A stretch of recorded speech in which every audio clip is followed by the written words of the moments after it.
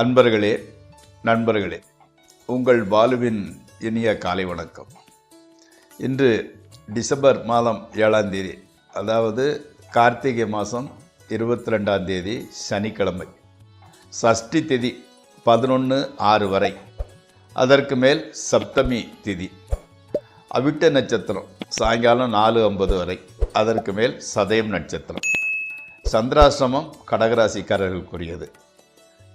ராகு காலம் காலையில் 9லேருந்து 10 வரை, யமகண்டம் மத்தியானம் 1லேருந்து 3 வரை, நல்ல நேரம் காலையில் 7:45லேருந்து 8:45, சாயங்காலம் 4:45லேருந்து 5:45 வரை.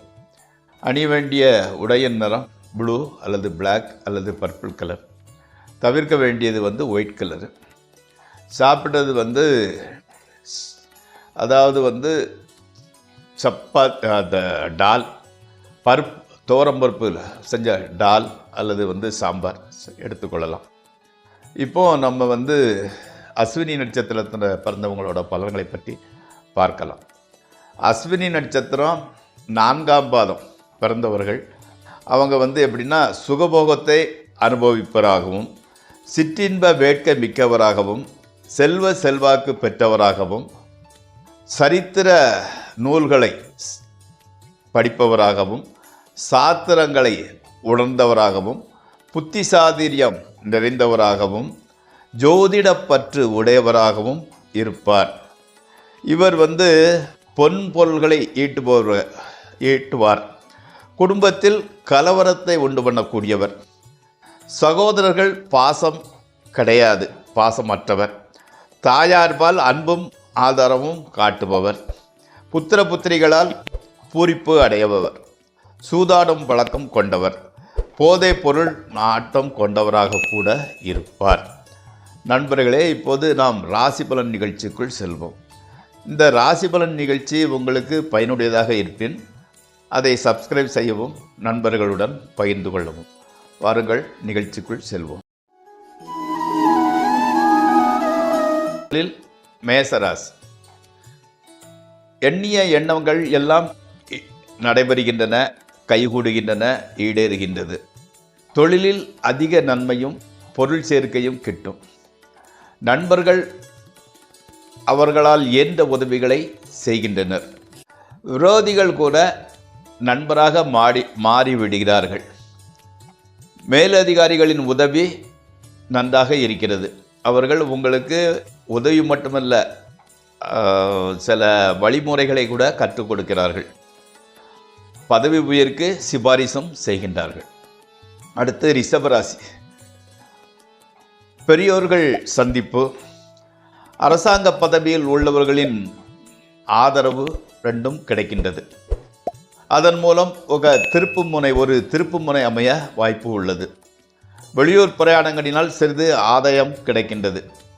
மனைவி மக்கள் உதவி புரிபவர்களாக இருக்கின்றார்கள். கணவன் மனைவி உறவு நன்றாகவே இருக்கின்றது. அடுத்து மிதுன ராசி. சிறிய அளவில் தனலாபம் கிடைக்கிறது. தொழிலில் முன்னேற்றம் அல்லது மாற்றம் ஏற்படுகின்றது. வெளியூர் பிரயாணங்களினால் அதிக நன்மைகள் பெரிய அளவில் சேராது.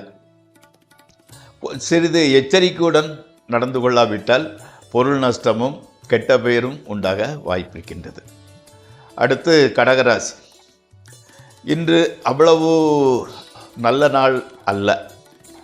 அச்சமோ மனத்தளர்ச்சியோ அடைய வேண்டியதில்லை. சந்திராஷ்டம தினமாதலால் புதிய முயற்சிகளில் ஈடுபட வேண்டாம். தூர பிரயாண முக்கிய பிரமுகர்களை சந்திப்பது போன்றவற்றை தவிர்த்து விடவும். அதாவது சனி பகவான் அல்லது நவக்கிரக கோயிலுக்கு சென்று தீபம் போட்டு வழிபடுங்கள். சிம்மராசி. புதிய முயற்சியில் தோல்வியே ஏற்படுகிறது. தொழிலில் இடையூறுகள், அதனால் டென்ஷன், தூக்கமின்மை, உடல்நிலை பாதிப்பு, இந்த மாதிரி எல்லாமே அந்த டென்ஷனால் வருகிறது. வயிறு சம்பந்தப்பட்ட நோய்கள், இந்த மாதிரி எல்லாமே ஓரளவு கெட்ட பலன்கள் தான் நடக்கின்றது. வெளியூர் பிரயாணங்களினால் பெரிய நன்மைகள் ஏதும் ஏற்படாது. அடுத்து கன்னியா ராசி. தொழிலில் வெற்றியும் முன்னேற்றமும் கிடைக்கின்றது. அதாவது இதுவரை இருந்த அந்த நோய்கள் விலகி ஆரோக்கியம் அபிவிருத்தி அடைகிறது. செல்வம் செல்வாக்கு அதிகரிக்கிறது. எதிர்பாராத வகையில் தனலாபம் அதிகரிக்கிறது. திருமணம் ஆகாதவர்களுக்கு திருமணம் நடக்கும். குழந்தை இல்லாதவர்களுக்கு குழந்தை பேர் உண்டாகும். அடுத்து துளாராசி. லாட்ரி, சூதாட்டம் போன்றவை நஷ்டத்திலேயே முடியும். ஸோ அதை விட்டு விலகி இருப்பது நல்லது. பண வரவை விட செலவு அதிகரிக்கும். கடன் பிரச்சனை சற்று கவலையை கொடுக்கின்றது. மக்களும் மனைவியும் உதவி புரிவர்களாக இருக்கிறார்கள். மகிழ்ச்சி அளிப்பவர்களாகவும் இருக்கின்றனர். குடும்பத்தில் சுப காரிய நிகழ்வு ஒன்று நடக்கப் போகிறது. அடுத்து விருச்சிக ராசி.